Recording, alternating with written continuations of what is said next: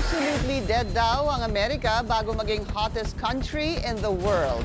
Ganyan ibinalandra ni US President Donald Trump ang kanyang mga nagawa sa loob ng 11 buwan. Hati naman ang reaksyon ng mga Pinoy dito. Yan ang agenda report ni US correspondent Henny Espinosa.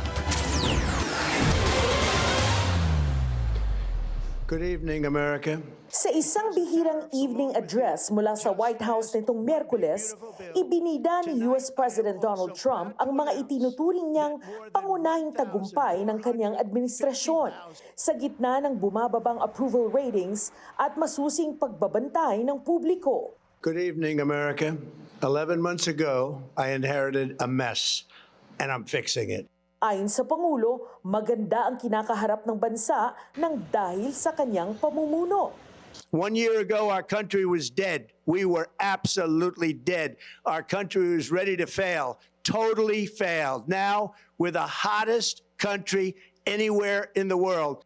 Kabilang sa kanyang mga inanunsyo ang tinawag na Warrior Dividend na magbibigay ng $1,776 sa mahigit 1.45 million members ng US military bago magpasko. In honor of our nation's founding in 1776, we are sending every soldier $1,776. Nangako rin si Trump ng mas mababang presyo ng mga gamot, reforma sa pabahay at mas mababang interest rates, habang binabanggit ang pagbaba ng presyo ng gasolina at paglawak ng produksyon ng enerhiya bilang palatandaan ng pag-usad ng ekonomiya. I negotiated directly with the drug companies and foreign nations, which were taking advantage of our country for many decades, to slash prices on drugs and pharmaceuticals by as much as 400, 500, and even 600%. Gasoline is now under $2.50 a gallon in much of the country. In some states, it, by the way, just hit $1.99 a gallon.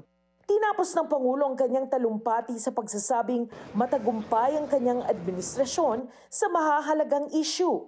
Our border is secure, inflation is stopped, wages are up, prices are down, our nation is strong.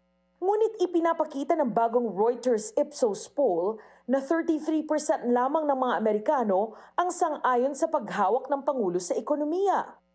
Sa Philam community, iba-iba ang naging reaksyon. May nakausap tayong isang Filipino Democrat at Filipino Republican na nagbigay ng kanilang opinyon sa mensahe ng presidente.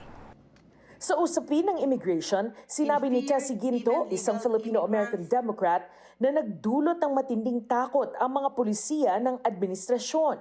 People are living in fear, even legal immigrants or those without crime are deported. America should be land of opportunities. Ngunit ayon kay Rachel Gunther, isang Filipino-American Republican, ang pagpapatupad ng mahigpit na immigration policies ay pangunahing mandato ng mga botante. At aniya, natupad ito ng Pangulo.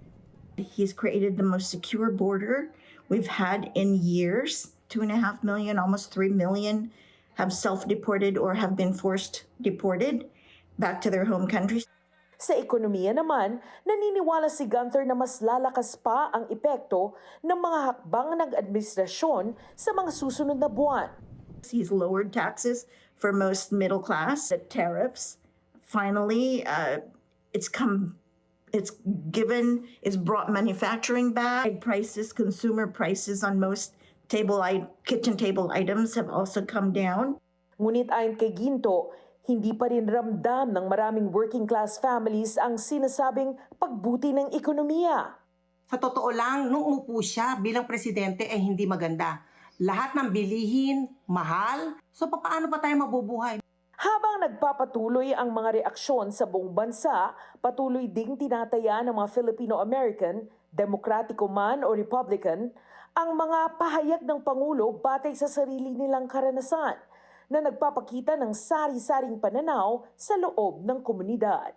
Para sa Agenda, Henny Espinosa, Billionaire News Channel, San Francisco.